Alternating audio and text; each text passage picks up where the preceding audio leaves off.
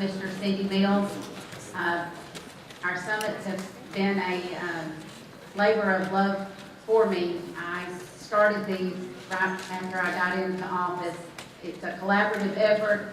I would like to ask everybody that is with our drug summit or with our drug awareness council, if you will, stand up.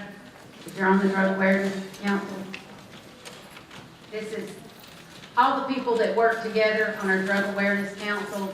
It's a large group of people. Thank you all. If y'all will help me recognize them. Thank you so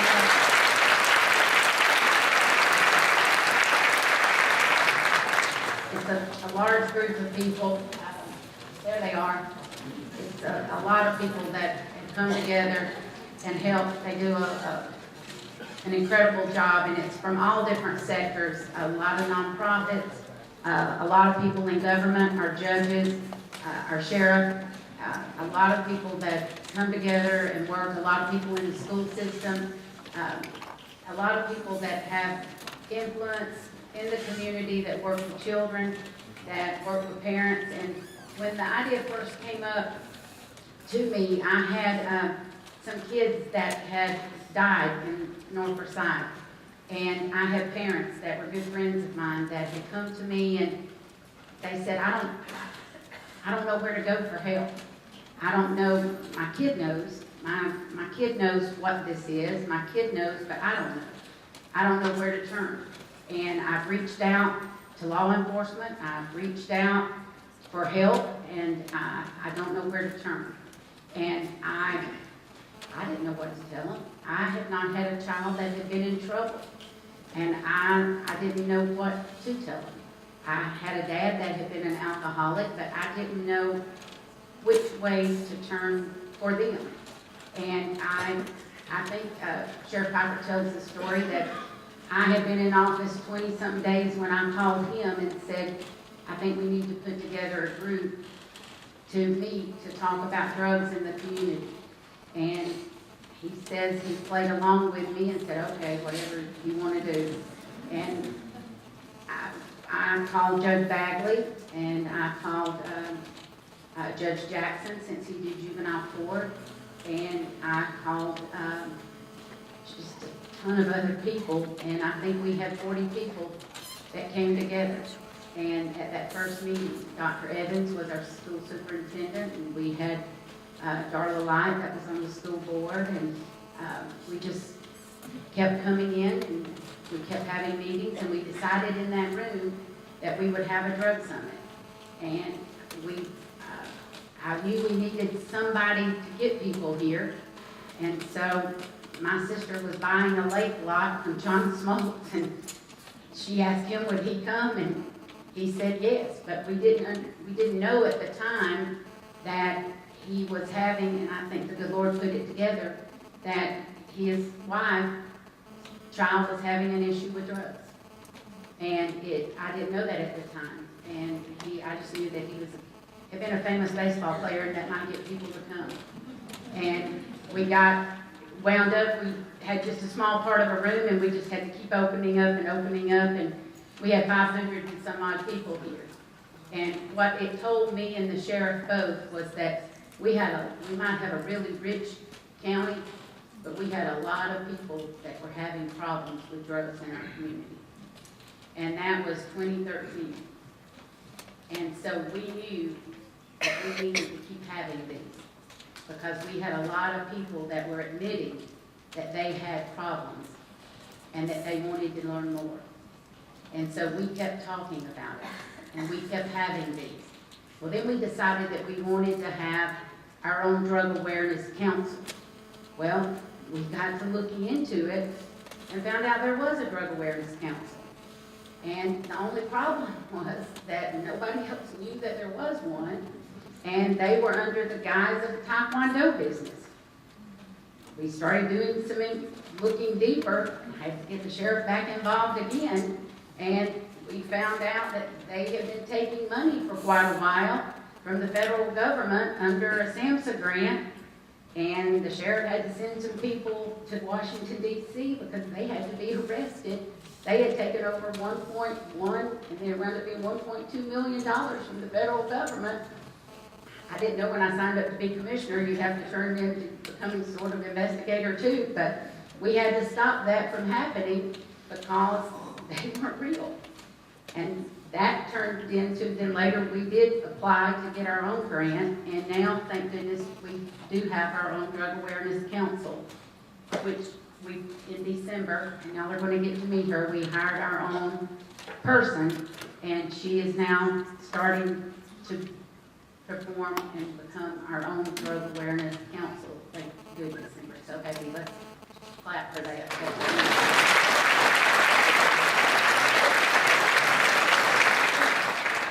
So we're very, very grateful that all of this has come about out of good things, out of a need of a community, out of a collaborative effort of people that have come together for the right reasons, and out of people truly caring and people really wanting to see, for being honest, for having an honest, not trying to hide, not trying to pretend, not trying to put on a mask, and for being clean and realizing that a lot of parents have come forward for the sake of admitting that there were problems and issues, and I appreciate the moms and dads.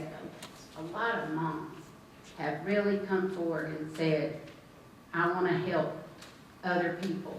I want to tell what's happened in my home, and I want to share that so I can help other people not go through what I've been through. And I appreciate those moms so much, and dads, but we've had a lot of moms that have really tried to come forward, and they've tried to share their story to help others, and I appreciate that so much. And from that, we have been able, and I know the sheriff doesn't mind us sharing this, I think because of the Drug Awareness Council and the Drug Awareness Summits came forward the CHAMP program that is now, put forth. I teach 4th and 5th grade Sunday school, and I love to hear what's the 5th grade teacher, the SRO at Coal Mountain, the Intimidator or something? Mr. Intimidator, is he here tonight? Oh, there he is. You're a superstar. They love you at Coal Mountain. Oh, and the principal's here from Coal Mountain, Kimberly. They love to tell me in Sunday school that how well you teach them about drugs at Coal Mountain. And they love to talk about which one of their SROs is the best in my Sunday school class. They brag about their SROs. And that's a wonderful thing to have your Sunday school class. And my people I go to church with, they love to talk about what's being taught to their kids about drugs at school. So I'm so proud of that program. And then I love to hear people talk about the TIP program, because before, parents had got to the point that the only way that they knew to reach out for help was, and we talked about, Sherry, one of our parents, had said the only way that you can look for help is for your kid to commit a felony. And then maybe they can get in the drug program in Judge Bagley's court. Well, now we've got the TIP program, a Teen Intercept program, that Paige Cash does. And so that's another wonderful thing that's come out of the Drug Summit. So I'm so thankful for both of those programs that have come forward. And so tonight, to get to our program, we are so fortunate to have from 11 Alive, we've never had a partner in one of our programs with one of the TVs. And before, I'm going to remember, I've got to thank our billboard companies. How many have seen our billboards across town? We are so fortunate that Clear Channel Outdoor, Lamar Advertising, Mahalo Marketing, Fairway Outdoor, Revelation Outdoor, and Outdoor Advertising Association of Georgia all partnered with our Drug Summit this year to put up billboards across the county, and they did that free of charge. So I'm going to mention them and thank them.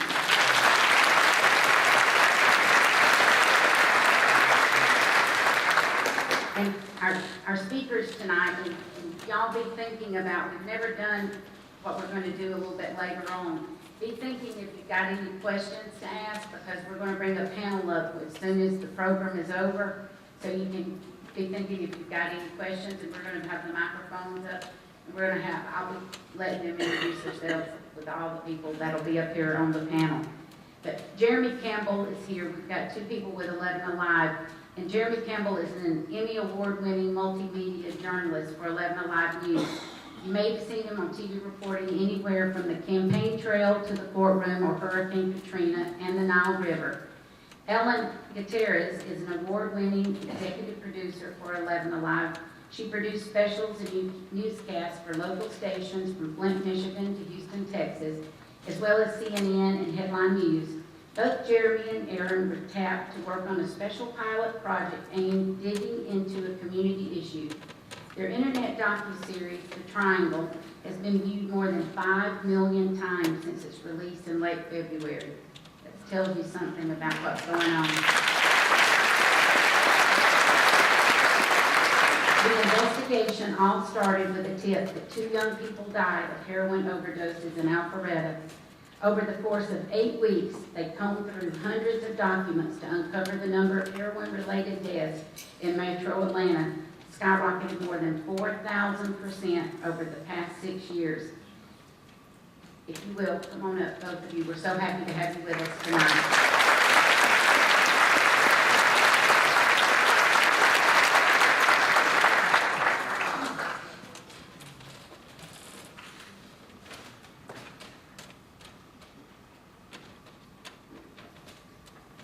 Hi, thank you for having us this evening. How we started is very similar to what Cindy just said. We heard a tip that young people were dying in Alpharetta from heroin and no one was talking about it. So we weren't even sure if that was true. This was last fall. And to get the answers, to get to our series, The Heroin Triangle, Inside the Triangle, we went through the moms. A couple of the moms are in this room tonight that helped us get there, but it's parents that we're talking about this first, it's parents who will be talking about this last, and right now we're in the middle of it. Right now we are in the phase where across all of our region, across all of our country, the topic of heroin abuse and use and death is at the forefront. We are in the thick of this conversation, and events like what we have tonight are the way we're going to get to the end, to those hopeful solutions. We'll talk more on that in a bit, but first Aaron and I want to present our series, The Triangle. To give you a little more background, it is something that was new for us. Usually we create stories that air for about a minute and a half, 2 minutes. You watch them on the news. They come and go pretty quickly. They're crafted pretty quickly. We have about a day to do it. We had weeks to do this.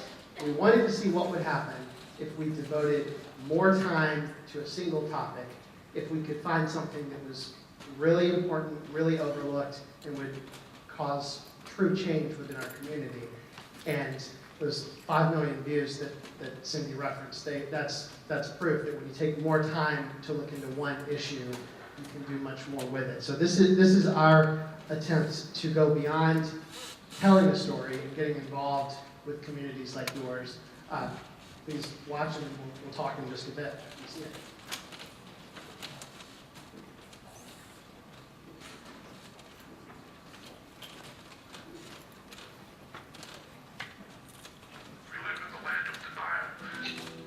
Drug dealers have become extremely sophisticated. Heroin dealers deliver now to suburban homes. I mean, heroin is everywhere, and it's cheap. Make the transaction in a hot right back on the highway. We just live in a complicated society. We don't want to know that there is a problem. You get a real warm sensation because it feels like pins and needles. People are literally dying for help, and we're not giving them the help they need. Unless there is intervention, the number of deaths are going to spike.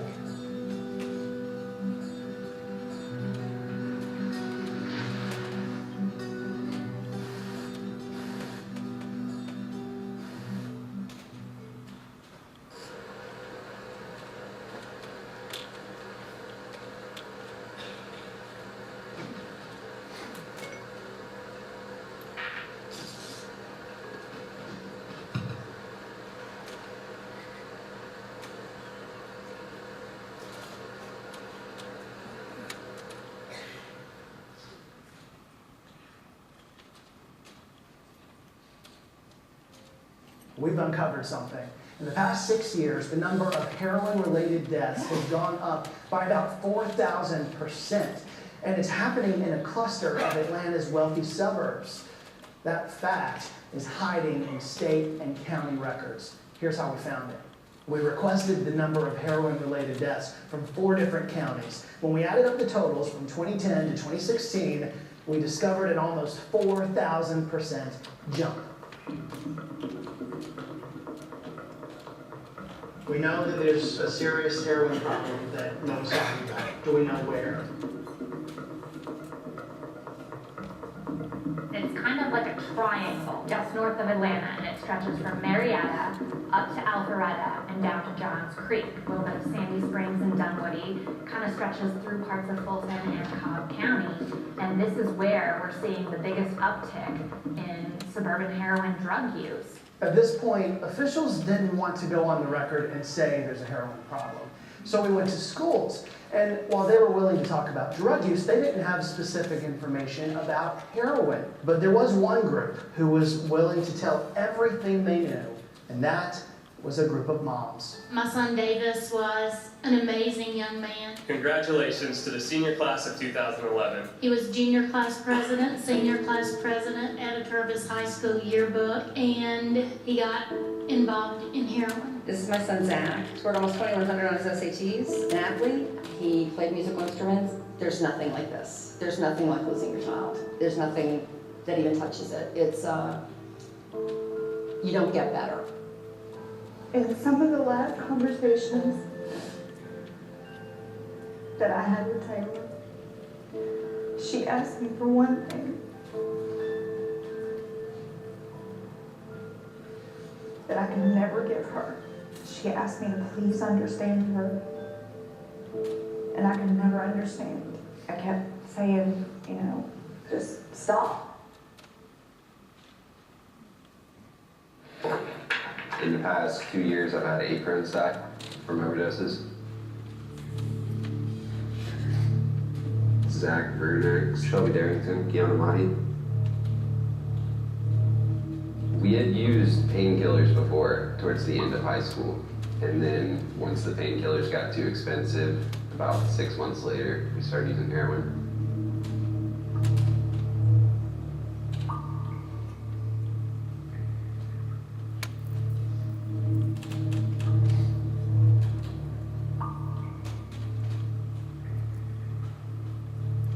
I'm tired of losing friends. I really am. It's terrible to see your friends die.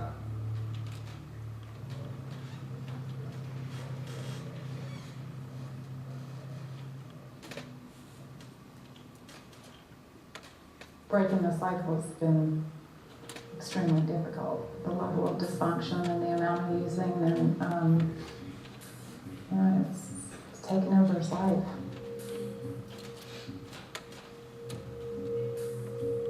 Well, I was like 16 years old, you know, and I smoked it for the first time. The opportunity was there, you know, had I chosen to go to an Ivy League school or something like that, you know, like I could have done it. I didn't sit around as a kid and think, you know, like I want to grow up and be a junkie.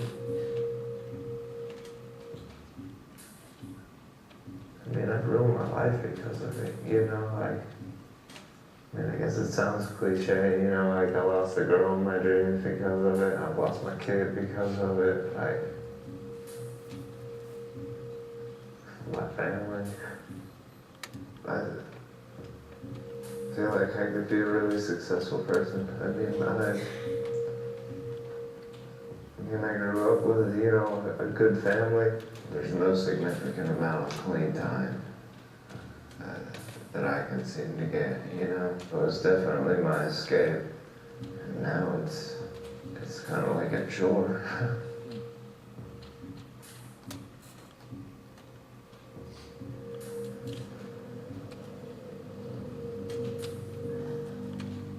Please stop. We love you.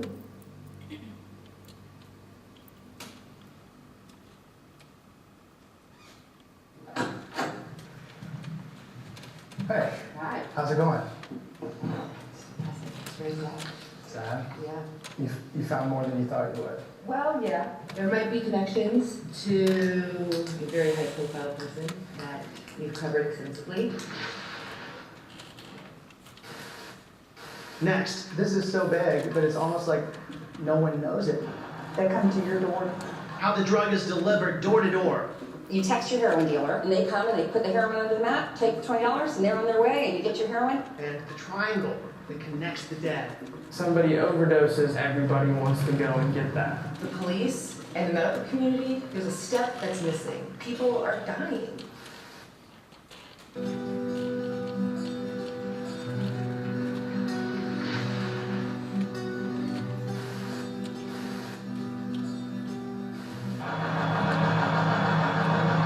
It's so easy, but you certainly don't have to go out. They come to your door now. You text your heroin dealer, and then you just can put $20 under your front mat, and they come and they put the heroin under the mat, take the $20, and they're on their way, and you go out and you get your heroin. She 1.5 ounces. That's $100 a gram I was charging her. It's fire, and she can try it before she buys.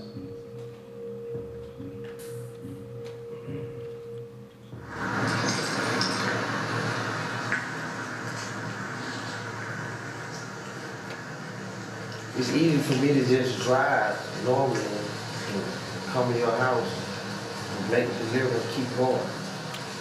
But that's less attention by cops. Lately, nowadays, it seems more younger people deal with it than usually. They don't want that I've ever seen. Used to dealing with older people. The youngest I've had was like 17. Then once I found out the age, I'm like, hey man, you know what you're getting yourself into. I know it's good, and like that's the thing is when somebody overdoses on the dope from somebody, everybody wants to go and get that. I've been to treatment out in Tennessee and had people there that like, what do they put in the water in Roswell and Alpharetta? I was like, what do you mean? They're like, we get so many kids from Roswell and Alpharetta. And I remember back then saying, it's kids with too much money and nothing to do. Where are people using it? In their bedrooms, in their $450,000 homes, in their offices, in their places of work, in their cars, in their friends' homes, anywhere. People that need heroin, it doesn't matter. I see in our wealthy suburbs up here a perfect storm. Fulton County, Cobb County, DeKalb County are our primary ones that we're getting information on.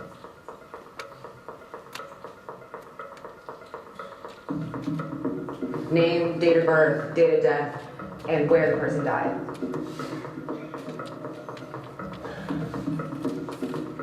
This is the list. We found about 40 young people who all passed away of heroin-related deaths. And all of them are in our triangle, in that geographic triangle. 25-year-olds. My age. All died. My age. And they're all from this area. Yep. Heroin. Heroin. 3 of them were friends of Father Christina Brown. That's Whitney Houston's daughter. It's Whitney Houston's And daughter. she's dead too. She's dead. She was also found unresponsive in her Roswell home in the bathtub. And that Roswell home is right here in the triangle. And it's in the hotspot. And she was friends with some of these kids. She was friends with some of these kids. Most of them died within a calendar year of Father Christina. And that's, when she was found unresponsive.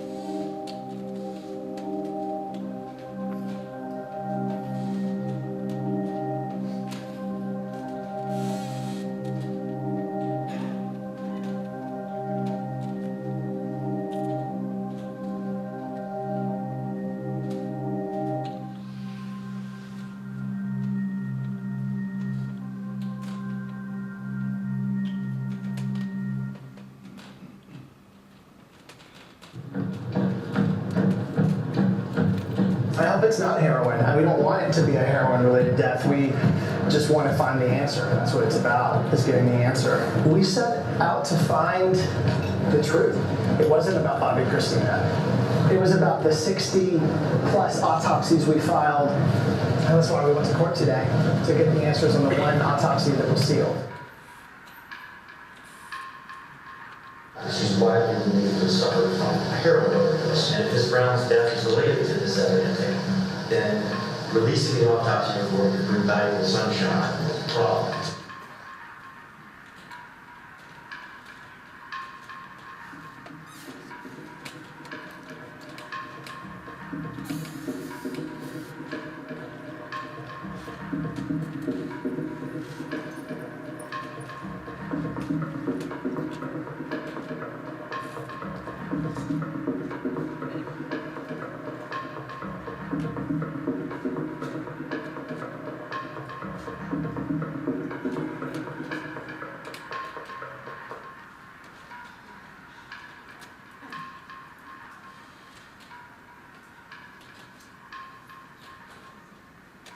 Heroin specifically, and cocaine both actually, are very rapid metabolizers. So the more, if we're speaking specifically about heroin, the morphine's going to be there for a while.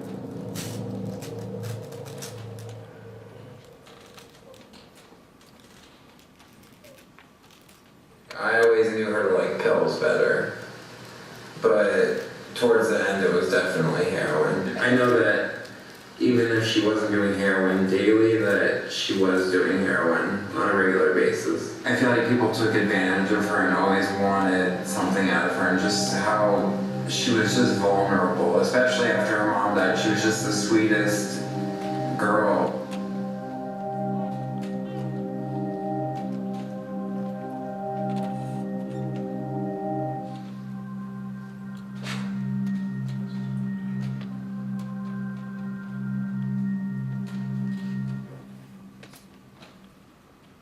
Next, a mistake by police hides the truth. They claim that there's been no deaths. I'm not sure I believe that. This is something we can't ignore. Those heroin submissions were laced with another very dangerous narcotic. It's been 2 months since we started investigating, and back then, no one was talking about the problem, but the conversation has changed. Now heroin is being talked about everywhere. And helping people who are battling prescription drug abuse and heroin abuse. People tell me all the time is the heroin and the drug problems they have. And that leads directly now to heroin addiction. So 4 weeks of digging in, what have we really proven? Well, I think we've proven without a doubt that the number of heroin-related deaths has skyrocketed, nearly 4,000% increase over the last 5 years. It's really about more than the deaths though, because the drug has prevailed from the city to the suburbs, and that's showing up in the crime lab too with the GBI. When the GBI crime lab says they have a 400% increase in the number of submissions that they're testing for heroin, that's incredible. Those numbers are shocking.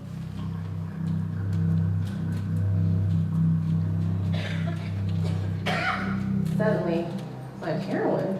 It doesn't even make sense to see this much heroin.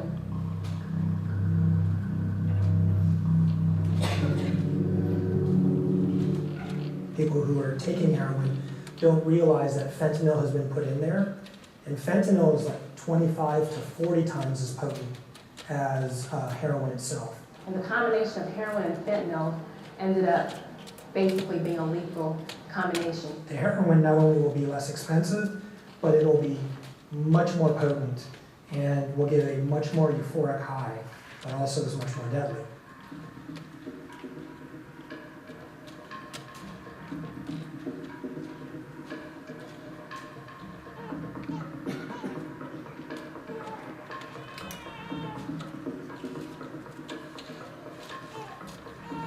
You ask some of these local police departments how many people died from heroin.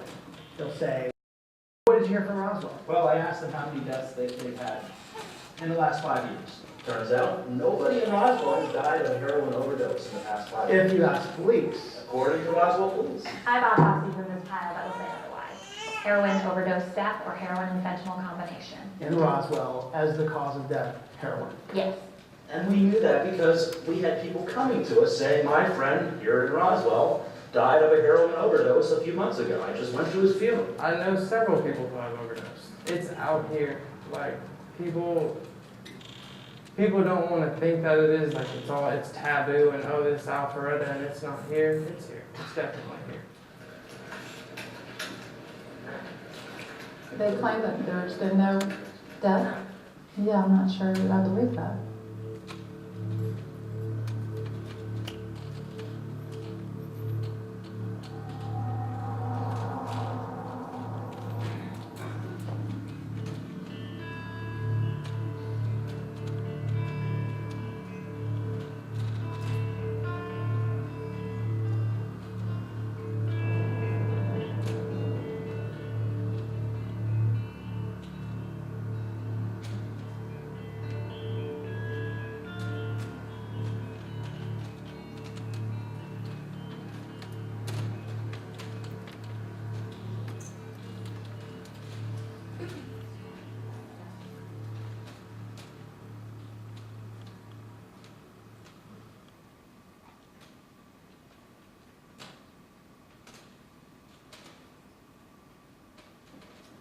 Over the past 2 months, our list of heroin-related deaths became about much more than names. We got to know their families and their dreams. And just as we were wrapping up, we were in the very last week of this investigation, the Fulton County District Attorney announced a news conference titled Heroin Crisis. Finally, this issue was in the spotlight. We asked the audience members to stand if they knew someone who had died as a result of a heroin-related death. And as I recall, Commissioner, about 95% of the people there stood and said that they were acquainted with someone.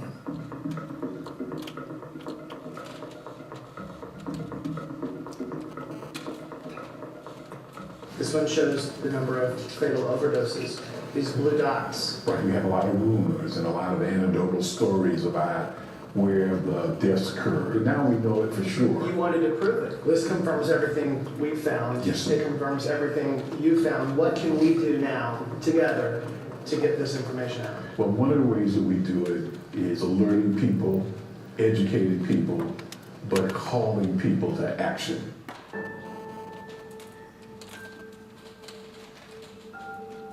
What if it was your child? What if it was the person you loved most on this earth? Do you want that person to have an opportunity to have a second chance? Or a third or a fourth chance?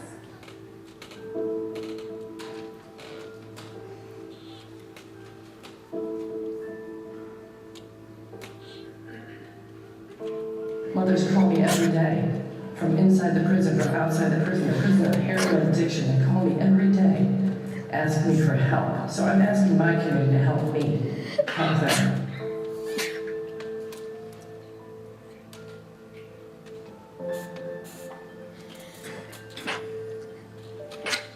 There's so much shame and guilt associated with your child dying from an overdose.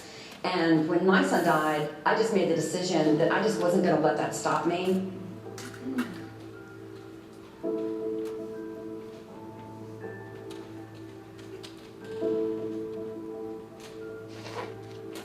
The one thing over and over again, I can still hear her saying it when I think about her voice. It's one of the things I always hear is, please understand.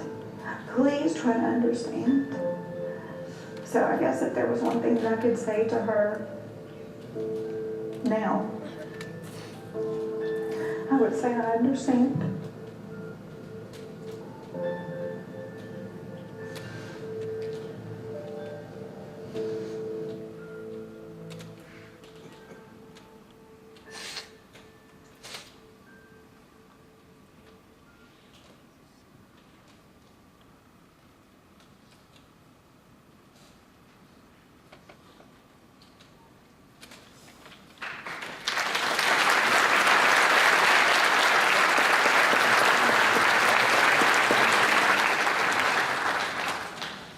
So that was episode 4 of so far a 5-episode series. We wanted to take a break before we showed that 5th episode and wanted to talk a little bit more. Next, we follow the path of recovery.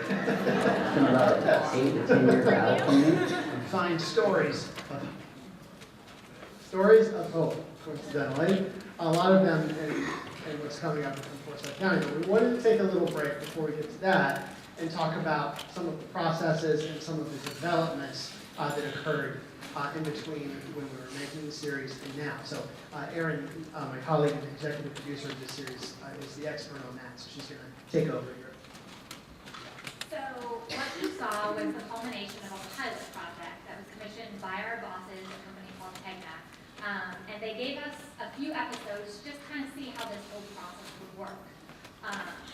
Fortunately or unfortunately for us, depending on how you look at it, we found so much incredible detail. We probably could have made 15 episodes instead of just the original 4. And we could probably keep going for months and months and months.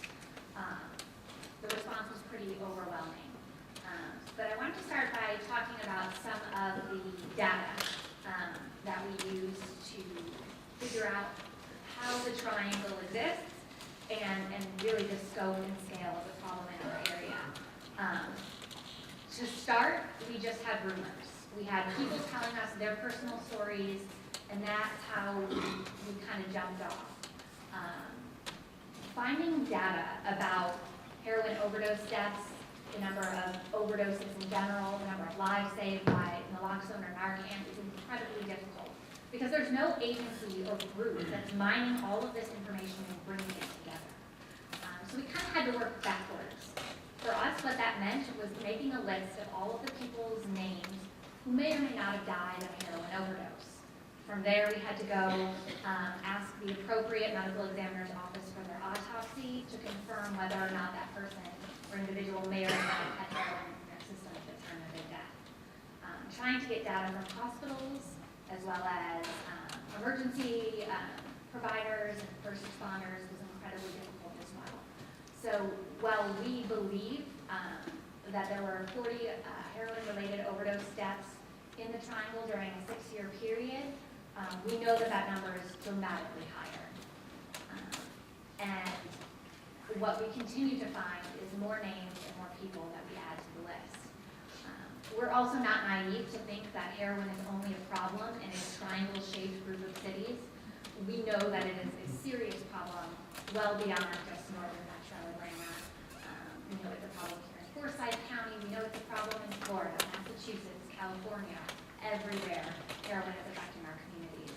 So while we focused on a specific geographic region, we're very aware of the problems and issues within Forsyth County and beyond.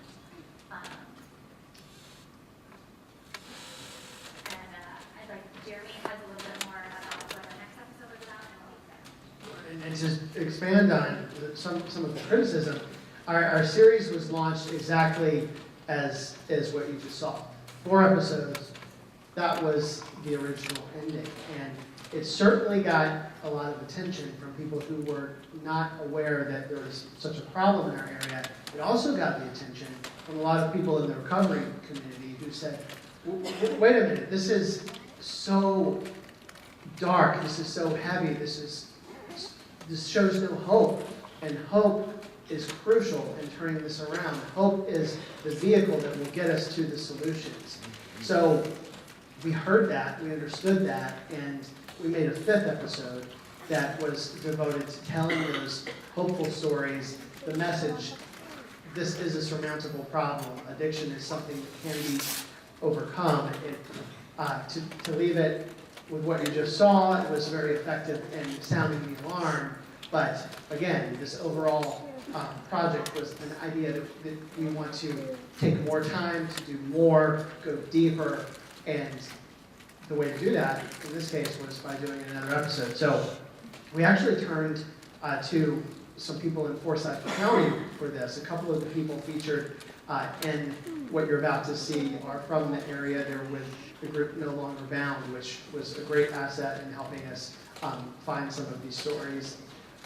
Let's get on to the hope and switch the conversation a bit this evening to talk about those hopeful solutions by playing episode 5 of the Triangle.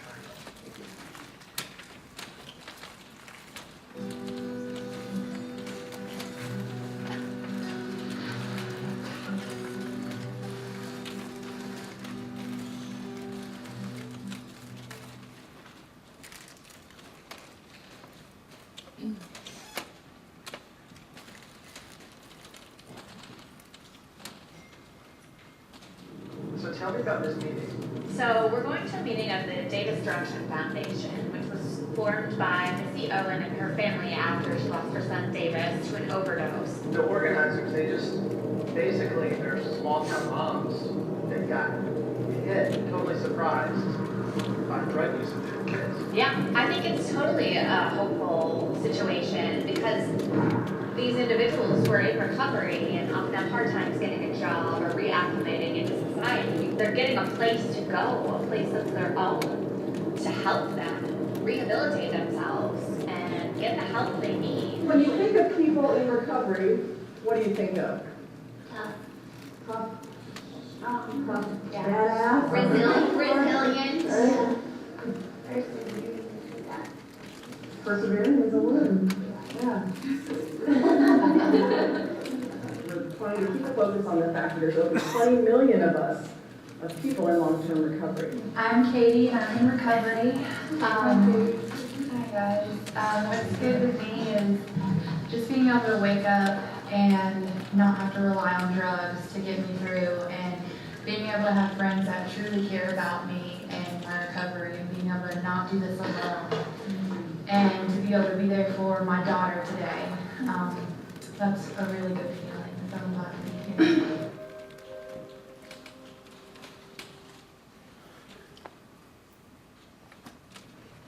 It's been about an 8 to 10 year battle for me.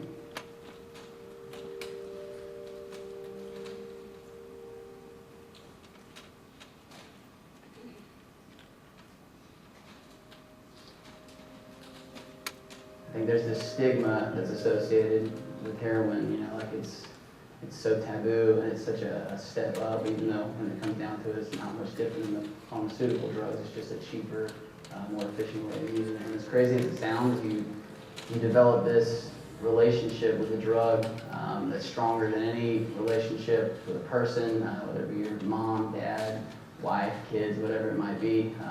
It becomes more important than anything else.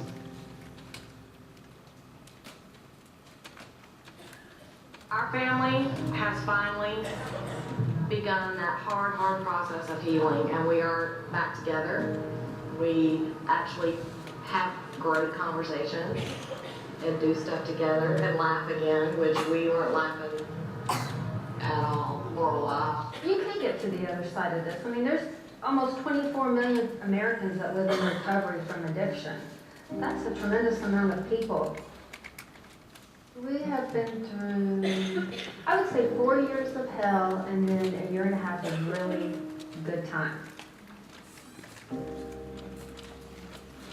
It is shocking. Most recovery places, it is a minimum of $25,000 a month. But on the flip side of that, my daughter now has almost 2 years clean. She's a student at Texas Tech University. She's active in the recovery community. He was a quiet kid, never gave us any trouble. He'd be the last person I would have thought would have gotten into this. Later we found out he was doing this in the basement, right under our noses.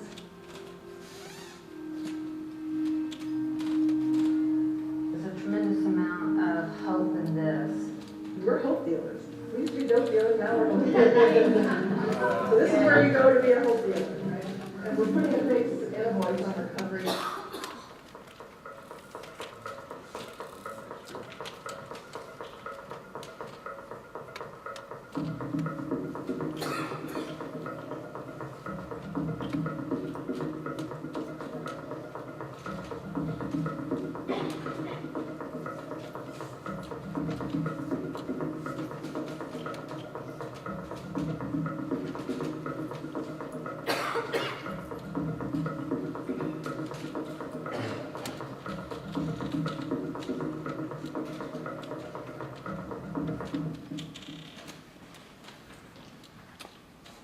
So what next?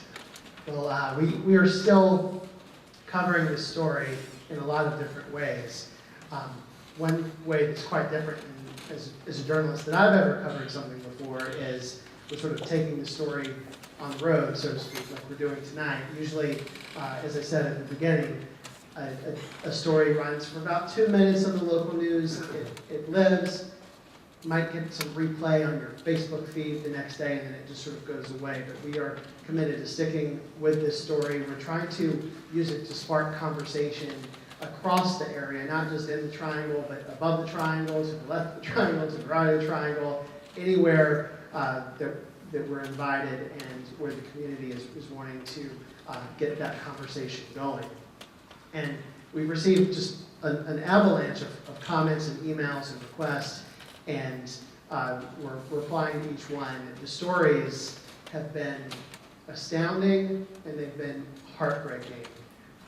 The stories that we shared on video were so powerful to hear from those moms, but trust me, they're representative of so much more from our area, and sadly, we're seeing patterns. We're seeing a lot of the same heartache, the same lives lost to the same reason, and the same messages coming in. And that's what all of us together are wanting to talk about and shift the conversation to finding the solutions. A lot of those solutions began with the moms in the story. Who's going to pick up on that? So, as Cindy mentioned in the beginning, moms especially, but parents in general, were kind of the keys to uncovering what was going on in our communities. And a specific group of moms has made it their purpose and their goal to make sure that others don't have to deal with the struggle and pain that they had to when their kids got involved with heroin. We are lucky tonight to have one of those amazing mothers here. You've seen Tanya Smith in our Inside the Triangle. She lost her daughter Taylor to a drug overdose. But more than that, Tanya has an immense background in law enforcement. She was instrumental in helping the state of Georgia pass the 911 amnesty law, which means when someone has a drug overdose, those who are there can safely call for help without feeling like they may face prosecution. And she's also been instrumental in helping spread and arm our law enforcement officials with naloxone or Narcan, which is a life-saving drug that can reverse the results of an overdose. So I'd like to bring up Tanya Smith right now as one of the additional speakers and one of our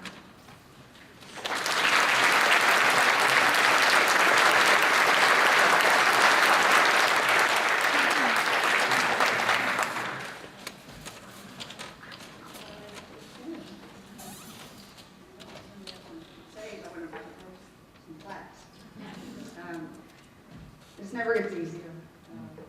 Cindy and I said that when I walked in, it never gets easier. I wish that I was not here tonight. I wish I didn't know as much as I know about this epidemic. I wish I could go back to 2013 when my head was in the sand and I thought, I don't have any issues. I have two beautiful daughters, successful. One was in college, the other one was out of high school. Smart, beautiful, funny. I wish you guys could have known Taylor before she was part of this. Important, albeit very important topic. She was one of those people that she could find humor in anything and crack a joke, and she's one of those ones that I know we all know, when you look up and say, where did that come from? How did you think of something like that so quickly? She was very witty, beautiful, smart, young woman. Her problem was that she trusted. She trusted everybody. She loved everybody. She would bring home just radios, which she brought those home all the time. She brought home people. And I was a cop, and I know the guys in the back can associate with this. We didn't make enough money to support a lot of people and a lot of animals, so I begged her to stop doing that, but she never did. So she was very trusting, and she trusted the people that she was with the night she died. She trusted to the point where she was convinced that the only way that she could beat her 2-year heroin epidemic, addiction, was to fix it with methamphetamine. Now, Taylor was not never disrespectful to me. She was respectful of my profession. I could always tell when Taylor was off, and she was back on heroin. She was distant, far away. I didn't hear from her. She wouldn't answer her phone.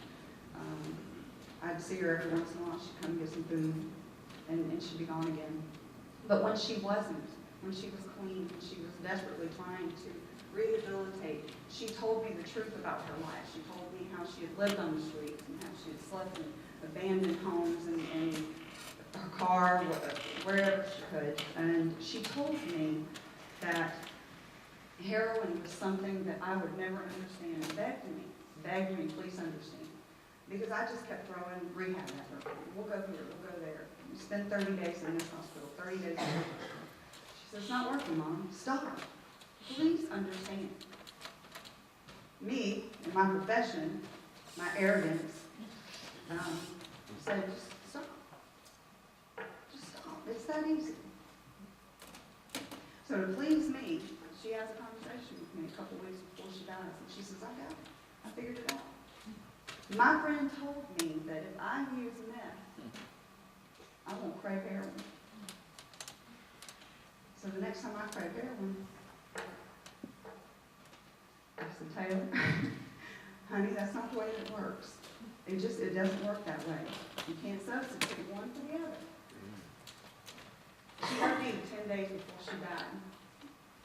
She was flatlined. She was transported to Keystone Hospital, where she was brought back.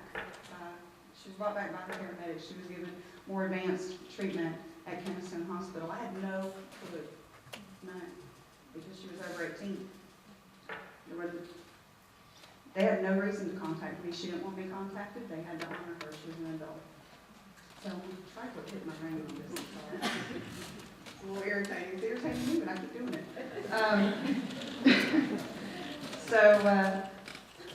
So she calls me when she gets out of the hospital. Because like I said, when she's clean, she's going to tell me everything. And she tells me what it was like to die. She told me what it was like to leave her body and watch the paramedics working upon her. How frightened she was, because it wasn't like what she had heard about in movies. There wasn't any bright, beautiful light. Nobody was there to greet her. It wasn't peaceful and calming. What was wrong? She was scared. She's all alone. So she said she turned back because it wasn't her time to go. So she came back. And she woke up in the hospital. Bruce released, she calls me, she tells me this. We have a very emotional conversation. And the last thing that you want to do is to hear your child describe their death to you. Just, a year prior, 2 years prior, in 2012, I thought I had seen her die. And she overdosed at my brother's house for the first time, which is how I subsequently found out she was even on heroin. So I send her a text that I often take around to these things and show it to people that exposes how much this drug controls their mind, that they have no ability to make a logical decision, even when they're not actively using. She tells me in the text that it's her problem. I've suffered enough. She's done enough to me. She's going to let it go. I'm paraphrasing. But she knows that if she ever gets around drugs again, she won't be strong enough. She's scared. And she told me in that text that the next time she uses would be the last time she uses. She was dead 10 days later. With people that she believed would take care of her, a 50-something-year-old woman who had a child of her own the same age as my daughter. She trusted them. They let her lay in a bed and die for about 3 hours. After 3 hours, when she was gone, and they confirmed that she was gone, they washed her body, they loaded her in a truck, and they took her to an abandoned trailer in Pickens County, Georgia, and they dropped her off on the side of the road. Like trash. So in 2014, when I was contacted, still living in this little world that this had only happened to me, this was not out there. This was Taylor's problem and Taylor's problem alone, because surely this doesn't happen. Right? This doesn't happen. People don't do that. I met a group of wonderful mothers who had lost their child in the same way that I did, and it was blown away. way that this had happened. I had no idea. Taylor's story was all over the news. I couldn't get away from it. I'd never heard about another child. Met parents, good mothers have done everything that they could. The children were bright, responsible, educated, and they were losing their children to heroin. I was shocked.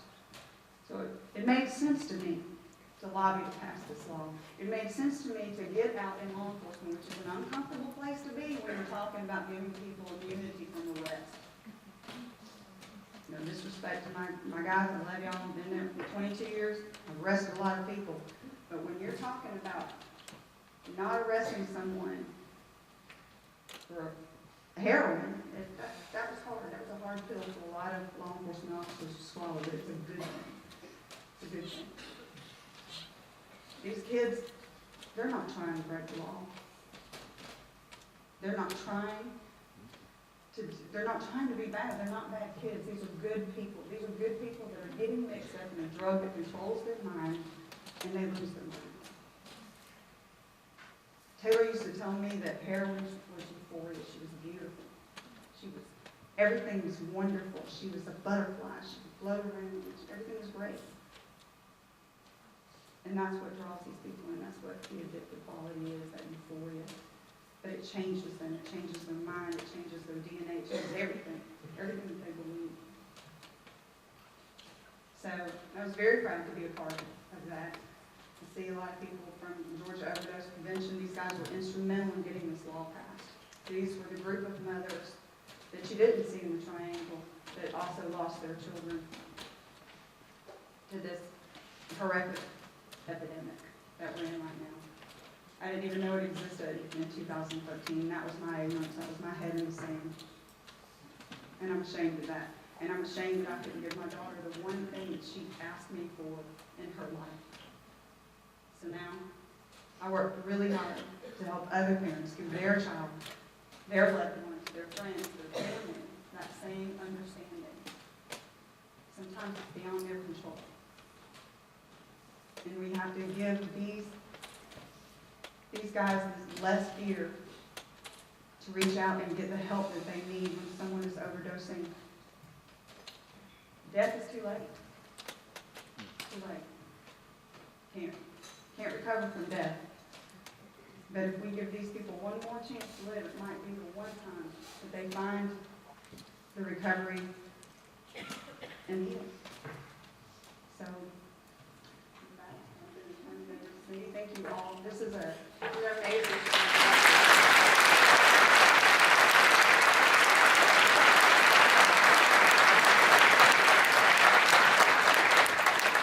Okay, you're on our panel to answer questions, and then Jeff, if you'll help us with the microphone.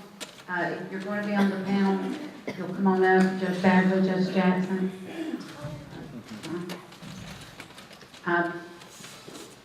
If you've got a question, we're going to put a mic.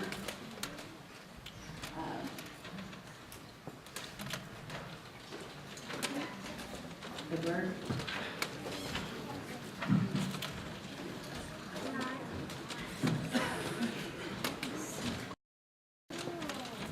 We are fortunate to have folks willing to answer questions. If y'all got questions, we've not tried to do this before.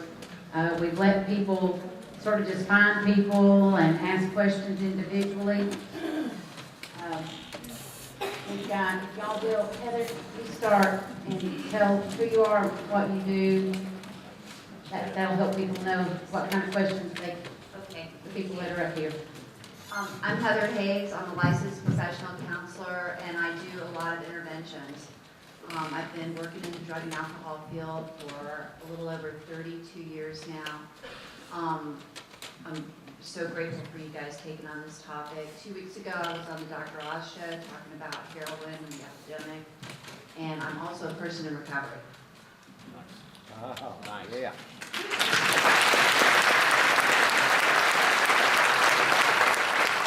Hi, yes, I am Kirsten Banks, and I'm a private practice therapist here in Cumming, and I also am the therapist that leads the Parent Recovery Network, which is very similar to the moms group, parent group that you saw in the video. We have a parent recovery network here in Forsyth County that is almost 100 parents large. And I've been in private practice here in Forsyth a little bit over 6 years. Thank you. Again, I'm Erin Gutierrez. I'm the executive producer at 11 Live News, and I was the producer of the Chronicle. I'm John Wright. I'm a local criminal defense lawyer that does juvenile work and reassembles families here and in Cobb County. So I've seen a lot of these places that you've seen on the news here.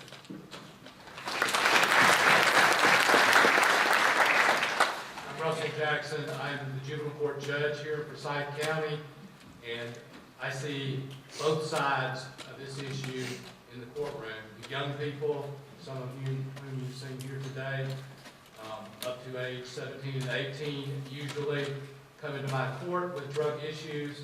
But the other part of this problem is I see the parents and the children of parents who are addicted to drugs and are accused of neglecting or abusing their children because of their substance abuse addiction. And trying to help those parents so we can help those children who are really the silent victims of drug abuse in many cases.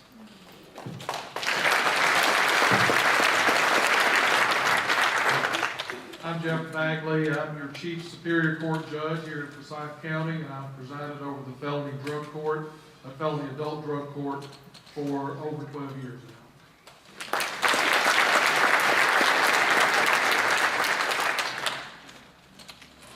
Tanya Smith.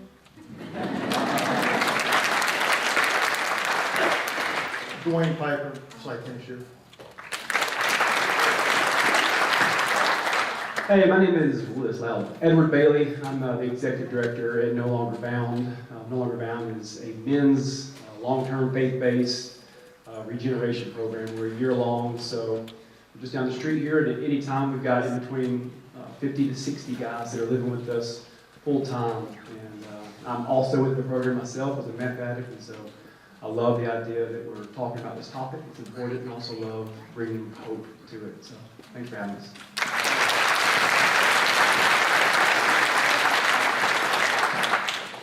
Do we have any questions?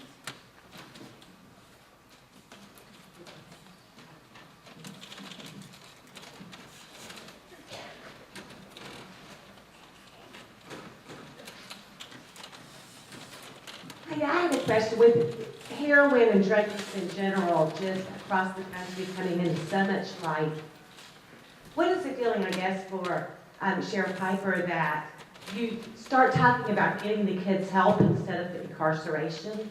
There was I think in Michigan, or New Hampshire, where they're having such a huge epidemic, and they found that there's been such a higher success rate at an affordable cost instead of incarcerating, especially with Georgia, the legal age is 17, and we're putting a lot of babies in jail. If I understand your question correctly, I don't think I'm the one that said not incarcerate. We have to continue to enforce the drug or narcotics laws. It's an ever-changing environment, very dynamic. Over the last few years, we've had to change the way we approach it.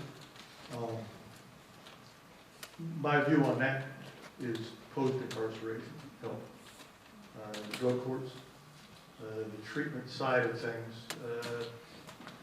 actually won me over through drug court. I sat on the drug court board for about 6 years after Judge Bagley started it. My first thought on it was, don't treat them. I was just like, Tanya, put them in jail. They just stopped it, we'll put them in jail. That was my first thought on it. I have since come to understand the value of treatment. From a law enforcement perspective, though, prevention. Work with the schools, work with the community groups, work on prevention. We must enforce our laws, so anything on that, I think, comes post-incarceration. Did I answer your question?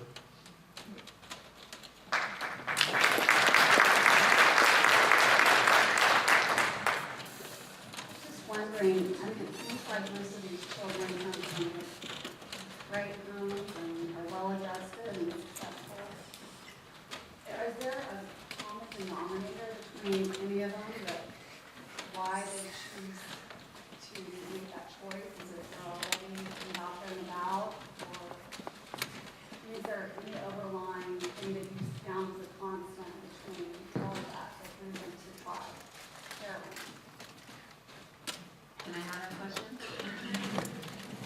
So addiction is non-discriminatory, and we have been able to, we know people who've had horrible childhoods and never become addicted.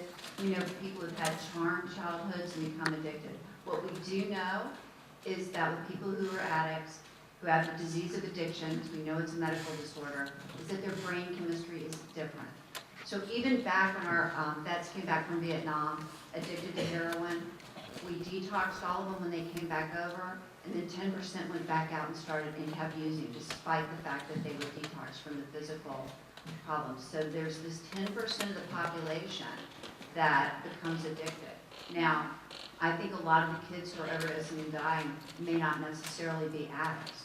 It's that they're using heroin is laced with fentanyl, so it's a whole nother issue. And what I'm seeing are a lot of kids starting with pain pills, getting it out of their parents' medicine cabinets, and then moving on to heroin. Only once in my career have I seen a kid start directly with heroin and never started with pot or anything else. But often the gateway drug is nicotine. Hi, two quick questions. One for the, regarding the documentary. Obviously there was a huge rise in the number of heroin deaths in the northern suburbs. Was there an associated rise in arrests in those suburbs? That's question one. And then question number two is for my Forsyth County officials. What are we finding is successful in terms of when we put together treatment, the judicial system, as well as law enforcement? What have we found that's been successful here in Forsyth County, and what are we all, thinking about doing next to become more successful at prevention as well as treatment? First about the documentary question, we tracked deaths for a reason. Deaths, to put it bluntly, you're alive or you're dead. Someone can be charged with a drug crime and they can be convicted, or they can have an attorney that makes it all go away. So it's a much less definitive thermometer for the state of affairs, especially when we're looking into specific demographics as we were in our documentary. So that's why I don't have those arrest numbers to share with you, but I do have that answer as to why we focused on the deaths. We felt that was more of the thermometer for the problem than the rest would be. I got something to say about the arrest part. The answer to your question from the trench is, it's unfair to characterize the drug crimes as just being drug crimes, because 90% of just about everything I do is drug driven as far as the defendants I represent. And that means everything's from theft to something simple like criminal trespass to more violent crimes like that. So I have seen a spike, and the reason that I work with the judges and the other people that are on this commission, I'd like to be a little less busy going forward. I would like for the people that need the treatment to get it, and people like Judge Jackson, Judge Bagley assist us in helping people. So a lot of times we don't get people off, we try to redirect them as best we can. The court system helps us do that. Judge? Directly to your question, sir, as I said, I've presided over the adult felony drug court here in Forsyth County for over 12 years now. We will have graduated almost 300 people from the drug court by the end, well, over 300 by the end of this year. And all I can tell you is that I'm wearing the pin of the National Association of Drug Court Professionals tonight. And my pin that I wear is, the symbol is the gavel and with the serpent. Now that symbol means that we are melding the legal with the medical. We are using the accountability of the court system and the legal system combined with the medical. A lot of you say, well, there's a crowd of people that says, let's, decriminalize drugs. Let's not put these kids in jail. Let's not incarcerate them. I've talked to a lot of people that say, when my son or my daughter is incarcerated, I know they're not using, I know they're not dead. If they are charged with a felony drug offense, then they can be possibly eligible to come into our drug court. With the conjunction of myself as the Superior Court Judge, presiding over the drug court, along with the District Attorney Penny Penn, who is here tonight, with her cooperation, we are able to use I want to say it, the threat of jail, of going back to jail for these people who are addicted to drugs and alcohol. We're able to use that, we call it coerced treatment. We're able to use that to assist those people in conquering this addiction that they have and going on to be productive citizens. And it is proven to work. That's why you see on television about all the Hollywood stars that go out and spend, I think she was talking about $25,000 a month. It could be more than that. And they go out to these rehab centers and they come back and they're no better off than they were when they went. That's because they don't have any accountability. The criminal justice system provides that accountability through the threat of incarceration. And that's why we call it an accountability court. Drug courts work. It's been proven across the nation. I happen to sit on the National Association board. I also sit on the state boards. Governor Deal has touted the accountability courts. Our state legislature has appropriated quite a bit of money toward proliferating accountability courts across the state. And I guess I drank the Kool-Aid. I can't say enough about it. I've seen how it works. I've seen how it's changed lives of the people that have gone through our program. Our program is a 2-year program. And I took in a participant just today. And I told her, look, this is not a fake it till you make it program. This is going to be tough. It's going to get tough, and it's going to get tougher. And the reason it is because that's the only way that you can truly change your life to become a productive citizen. You don't want to be in that striped jumpsuit anymore. You want to be a productive, you want to get back to your family, you want to be trusted again, you want to be clean and sober, and we're going to help you do that. But you've got to work toward that end, and it's not fake it till you make it. It's a tough program, and it's meant to be that way, and it works.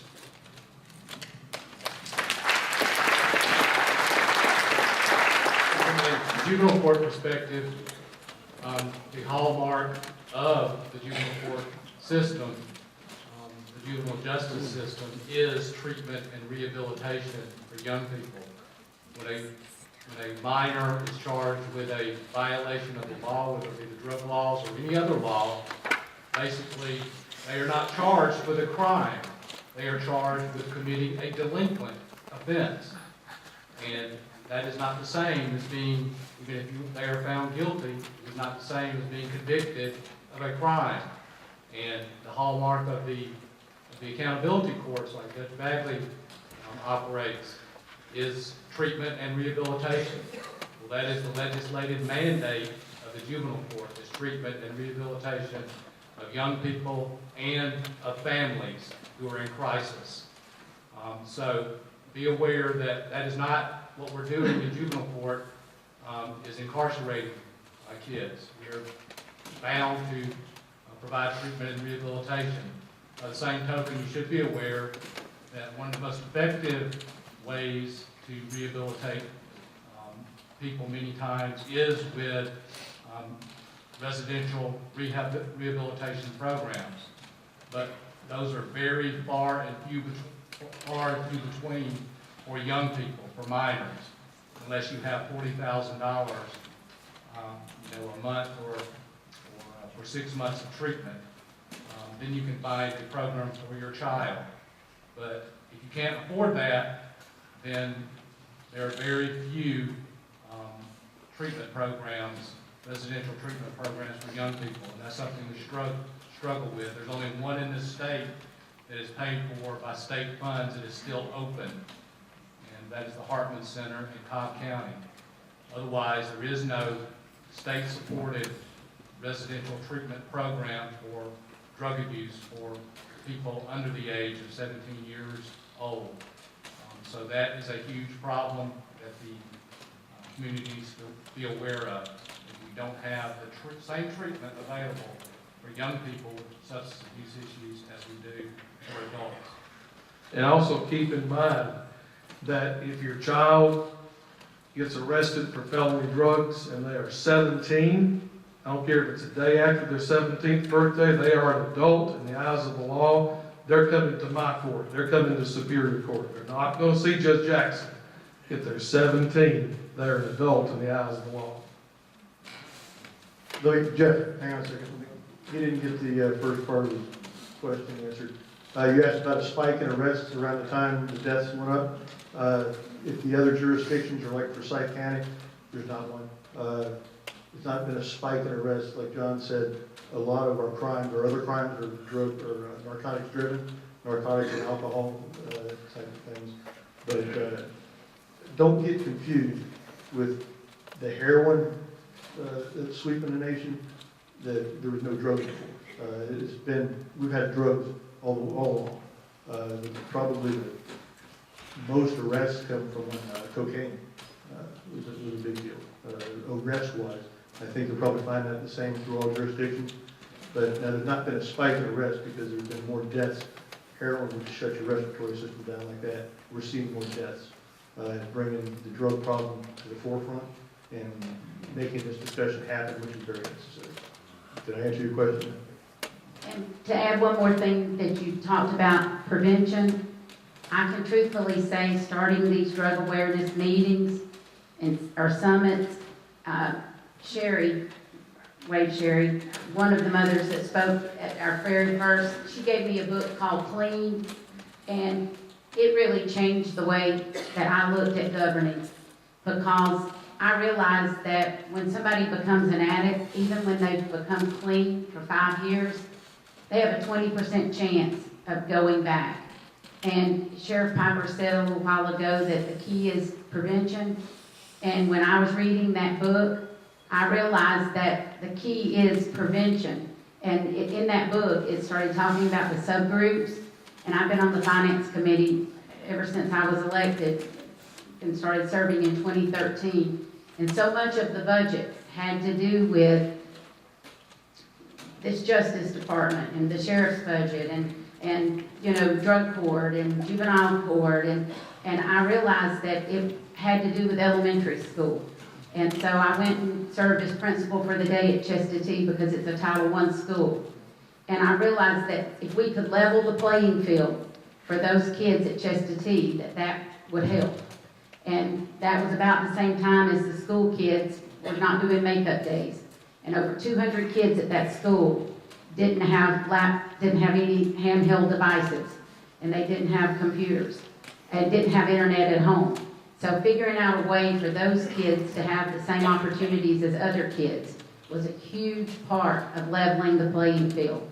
And we were able to do that for a lot of those kids. So there's a lot of things through getting kids mentors, through becoming a mentor yourself. There's so much we can do for kids to help in prevention. So for everybody in this room, there's things we can do to help prevent, and that's the key.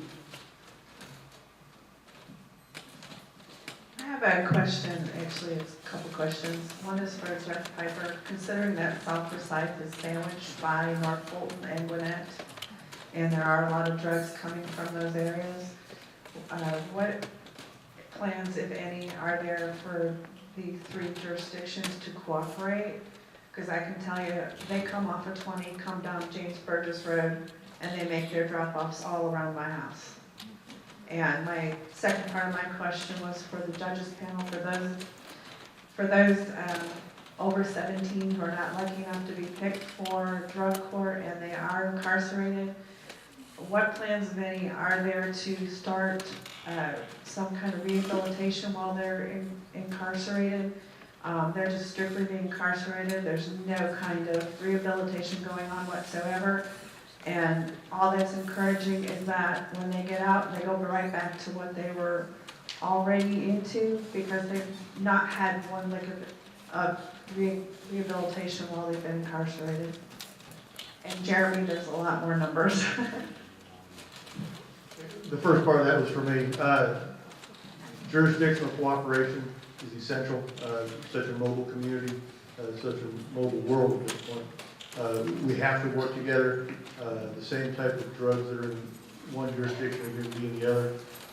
We're changing dramatically the way we approach the enforcement side of it. Technology has become so important, communication modes are different. We're having to involve different types of specialties in with it. You're correct, it can't be done without jurisdictional cooperation. In Forsyth County, we enjoy a judicial system that once somebody is arrested, they actually get punished here in Forsyth County. It's a little bit challenging sometimes to get the dealers to come to us because they don't want to cross those county lines, but we're successful. To the second part of your question, ma'am, let me say that District Attorney Penn and I are committed to serving as many people as we possibly can in the felony drug court. The target population and the eligibility requirements are such that we don't take anyone who has a violent felony offense or that type of thing. We don't take anyone who is charged with drug dealing or who has a history of selling drugs for obvious reasons. Obviously, we don't want people selling drugs to our participants in the drug court program. So that takes out quite a pretty big slice of it right there. If you're just charged with regular drug possession and you don't have any violent offenses or that kind of thing in your past, even if you have more than multiple felony offenses, we still consider you for drug court and we'll bring you in if you screen clinically. Clinically means that you are in fact addicted to substances. That's the reason we have the program. So you have to screen clinically and also legally. But if you do, you come in. We screen people within 2 weeks of once they're arrested, within 2 weeks they're on my drug court calendar, and we are considering them for drug court. As far as if they do not, or if they're not eligible and can't come in to the program for whatever reason, if they're not part of the target population, if they are incarcerated, there's the Residential Substance Abuse Treatment Center, which is part of the prison system. It's a probation center where we do send people that are incarcerated for treatment. We also have part of the Department of Corrections has treatment facilities within it. But we try to get people in the drug court, and we do have that eligibility criteria. I'd like to tell a little bit of my story, and I'm extremely nervous because I have told my story many, many times. I lost a mom and sister to drug abuse, painkiller abuse. And my mom had gone, she was from Florida, but was living with me and had gone to a program at Dunwoody and was in there and came clean from painkillers. After she got out, she probably wasn't out for more than a couple of weeks. Claimed she was sick. We went to a doctor who shamed me into believing that she was really sick and needed to go to the hospital, although I knew what my mom was going to the hospital for. She never made it out of that hospital because when she went in, even though I told them why she was there strictly to get painkillers, they gave them to her anyway. They said they couldn't refuse them to her. So my mom never came out. I lost a sister who had a very bad car accident and had neck injuries and got hooked on painkillers. She came to live with me for a while too. But she lived in Florida and had 3 young sons. I chased my tail calling doctors and hospitals telling them, don't give her these medications. This problem is much, much bigger. I heard the young man say, it started out with painkillers, which he probably got from, I don't know where it got from, but I just know that I chased my tail and my family lived through a nightmare, and I still do, and she's been gone for 6 years. And this story never gets easy for me to tell because I tried so hard to explain to the doctors, you're giving these painkillers to my sister, she's killing herself, and she's driving around in a car with 3 little babies.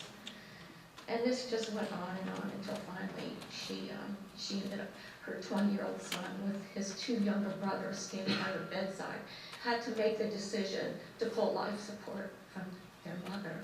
So this is a much bigger, I'm not downplaying the heroin, I think it all goes hand in hand, but there's got to be some sort of database. There has to be something. Doctors have to be accountable for handing out these medications so easily. So this problem goes much bigger.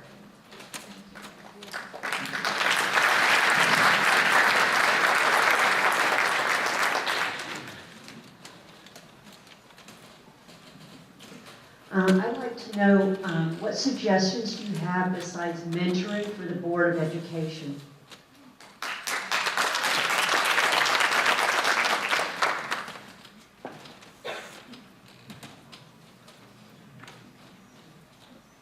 You mean in the school system? So some of the, I think most effective programs are to bring in peers who are in recovery and have them come in and share their stories and to work with kids who've already identified themselves as struggling and wanting to get sober. I mean, the part of the good news is that there are a lot of young adults and a lot of teenagers out there that are sober now. We had a young man speak here about a year ago who'd been a heroin addict in Forsyth County, sober 3 years now. But there are an awful lot of teens that are sober as well, so bringing in that kind of teen support and mentoring.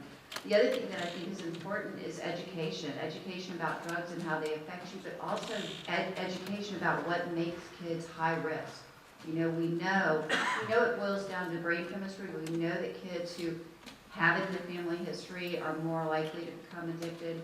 We know kids that come from broken homes are more likely to become addicted.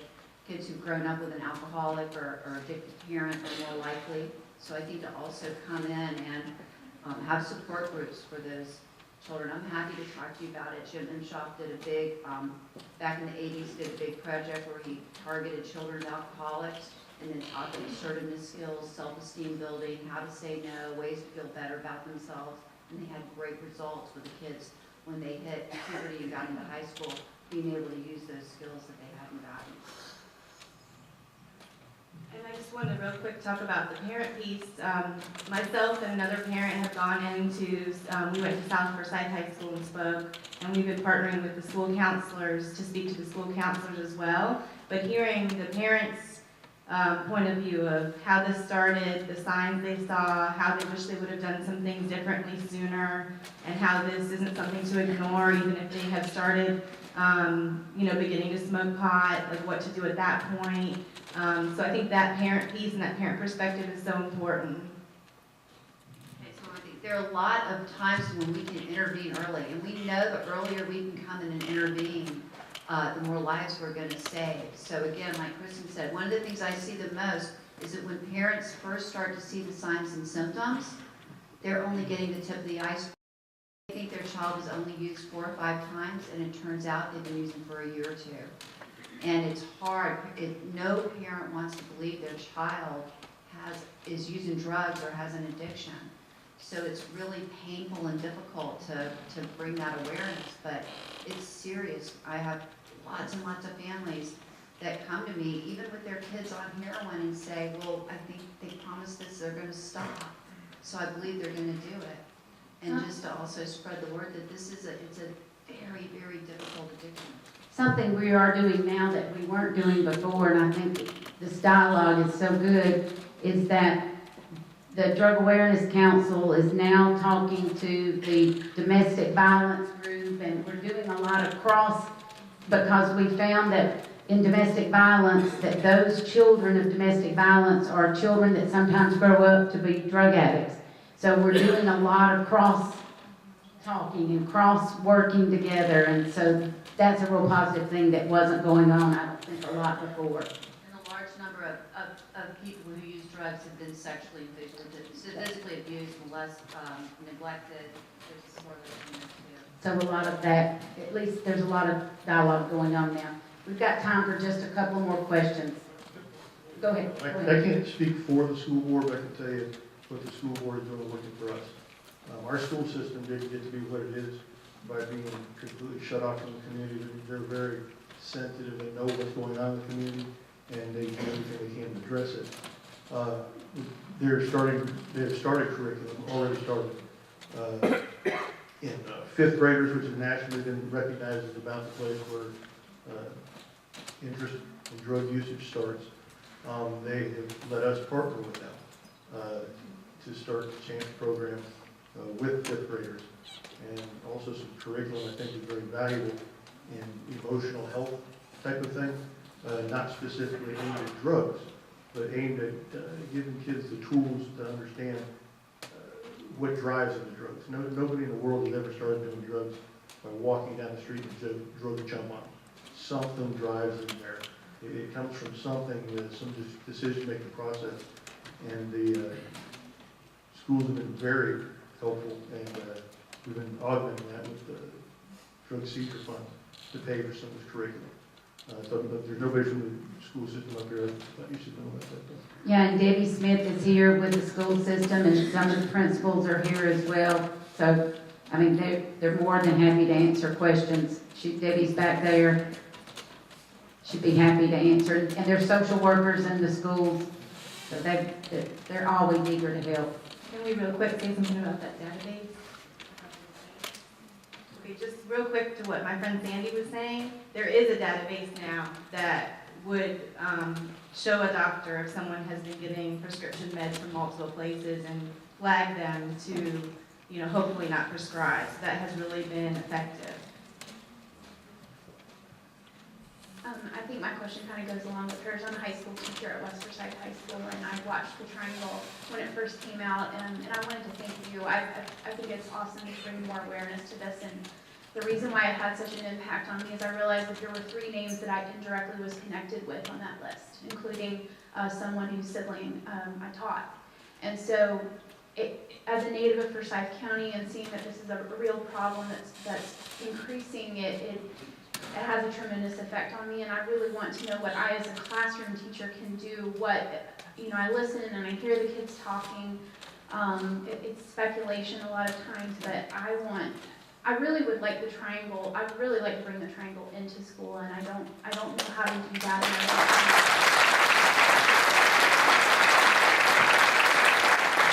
We would love to be a part of your classrooms. By all means, send me an email. You can go to the 11 Alive webpage. We'll get you a copy. We're providing copies for any organization, church, school, group, even just a neighborhood gathering. We'll provide a copy for you to play. And then also, if you want us to come do a speech at school or any sort of Q&A, yeah.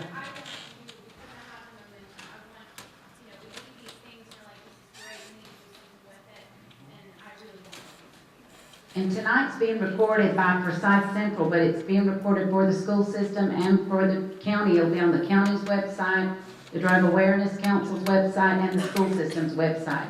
So it'll be available for you to show the whole thing for tonight. My name is Daniel Rubin. I am a licensed professional counselor, a master's addiction counselor. I was a school counselor, and I wanted to add something about the correctional facilities and people that are incarcerated. I work for the Carter Treatment Center here in Cumming, but before that I worked at Phillips State Prison, and I designed and implemented a substance abuse program with a full IOP before leaving there. So the prison system is getting more on board with treating substance abuse. They recognize it, so there's a big movement there. And my question is, with the accountability courts, what type of treatment is required for the people that are enrolled, and what is offered? Okay, the treatment we offer, we require 3 group sessions a week for our participants in drug court. We are doing the cognitive behavioral intervention curriculum now. We have done other curriculums in the past, and so that is the treatment that we are providing. We also require our participants to attend AANA meetings, and as they phase into the later phases, they're required to attend more of those meetings so that they have something to fall back on when they graduate from our program. They no longer have to face me every Tuesday afternoon. So that's our treatment program. We have counselors. We are going to have a treatment coordinator actually for our drug court. We're in the process of working on that now to coordinate all of our counselors.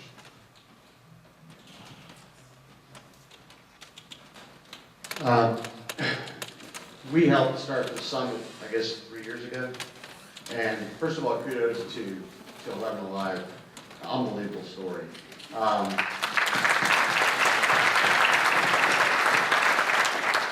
When we started this summit, my wife was very much involved.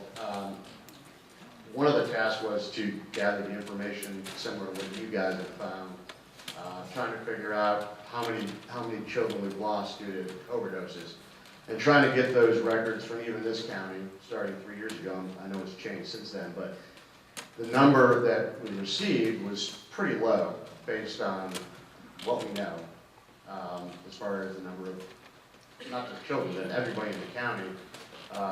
This is from the coroner's office, how many overdoses we've had, or actually how many deaths that we had, overdose related. The numbers at that time for children, for heroin overdoses or those types of drug overdoses, was almost zero from the information they had. So we've had the same situation that you found, and obviously those numbers and the ease of getting those numbers has changed, and it's through doing these summits and doing things like this. It's an awareness thing, and I really appreciate everything you guys have done.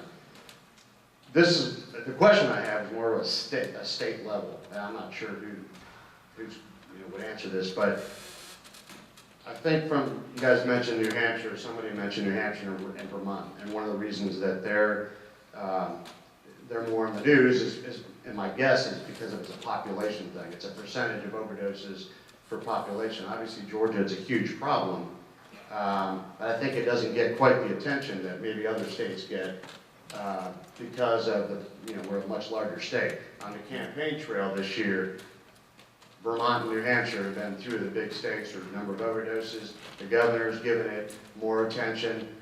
So my question is, how do we do that from a state level? How do we get more attention from a national level? Obviously, President Obama was here a couple weeks ago, so it's getting bigger and bigger, but I'm wondering if anyone has an answer or an idea of how do we continue what we've done here.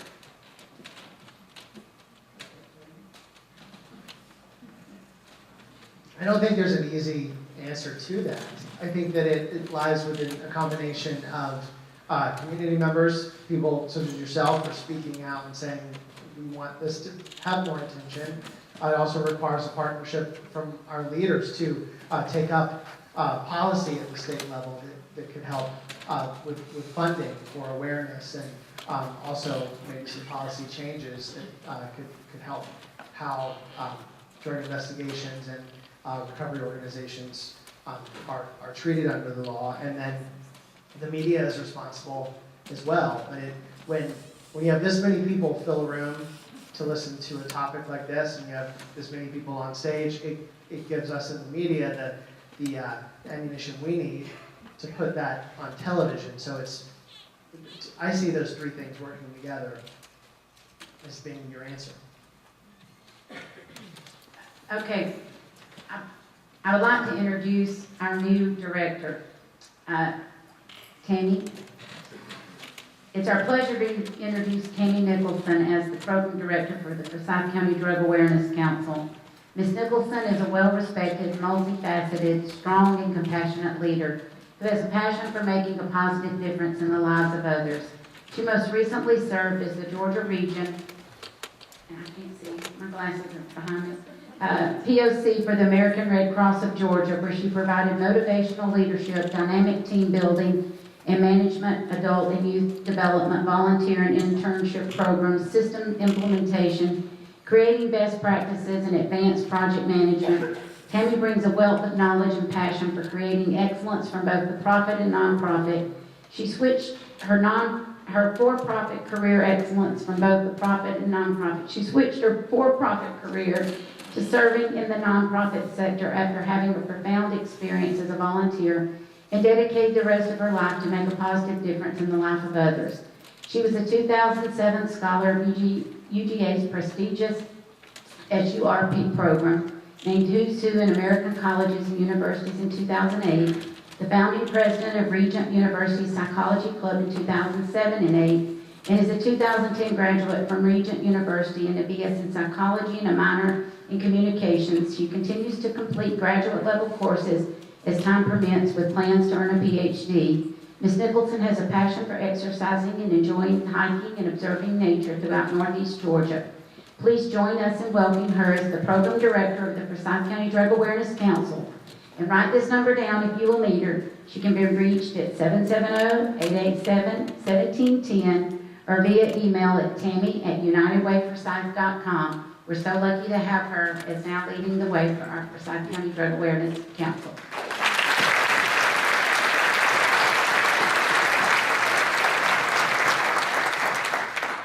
Good evening, everyone. As the first ever program director of the Forsyth County Drug Awareness Council, I am humbled to stand before you all this evening to hear such a caring and compassionate room full of people. Thank you so much for coming out here this evening. And I'm also excited to stand before you tonight because we have an opportunity to make a tremendous difference in this community. The times are calling us to be leaders of prevention, reduction of substance abuse, recovery, and hope. Each one of us has an important role to play within our homes, our communities, and our neighborhoods. Let me begin by sharing a little bit about the council. And Cindy did it so well earlier that I want to skip through a couple of my slides. But just as a refresher for those that may have came in late, the council began in 2013 with a group of community leaders, citizens, and parents that wanted to prevent and reduce substance abuse. On November 5th, 2013, not knowing how many people would show up, they held their first summit. And as Cindy said earlier, it was approximately 500 people. These summits will continue because we need to stay ahead of the national trends and adjust as different things occur in our communities. Recently, I attended the 2016 National Prescription Drug and Heroin Summit. The trends were all too obvious at the summit, as 1,900 plus participants, including myself, were in the audience when President Obama spoke, and we sat through days of sessions to learn about everything from the